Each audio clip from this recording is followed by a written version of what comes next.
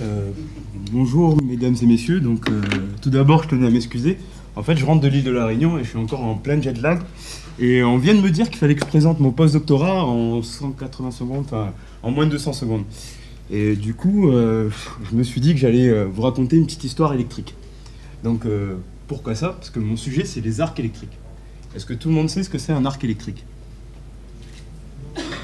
Monsieur, non, ce n'est pas un arc qu'on branche à un ampli pour faire un concert d'ACDC le soir chez soi. Non, ça a plutôt un rapport avec... Attendez.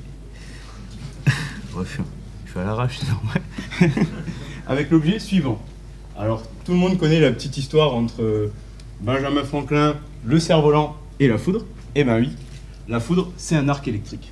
Sauf que dans mon cas à moi, cette foudre ne se trouve pas à l'extérieur d'un avion, mais elle se trouve à l'intérieur. Et bien c'est ça le problème, c'est qu'un arc électrique c'est dangereux. Ça peut même causer des incendies.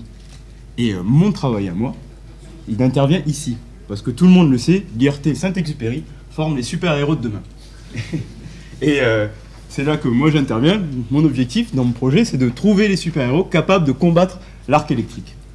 Alors un peu à l'instar des 4 Fantastiques contre Doctor Doom, ou bien les X-Men contre Magneto, moi, mes super-héros à moi, c'est des isolants électriques. Et comment vont-ils faire pour combattre l'arc électrique? Ils font s'inspirer d'un sport que je pratique et que j'affectionne beaucoup, qui est le jiu-jitsu brésilien. Et une technique au jiu-jitsu brésilien pour gagner un combat, c'est d'étrangler son adversaire. Comme ça, ouais, je sais, c'est un peu violent.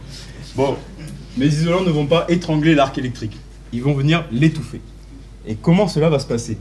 En fait, l'arc électrique va se former sur des barres métalliques qui sont en cuivre ou en aluminium, et dessus on va venir déposer des isolants électriques, et lorsque l'arc va apparaître, il va venir échauffer le milieu et vaporiser l'isolant. C'est en se vaporisant que mes isolants vont venir étouffer l'arc électrique.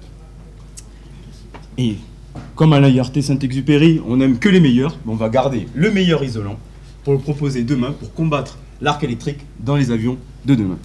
Donc maintenant que je suis un peu plus rassuré et que je peux voyager tranquille, je vais rentrer à La Réunion.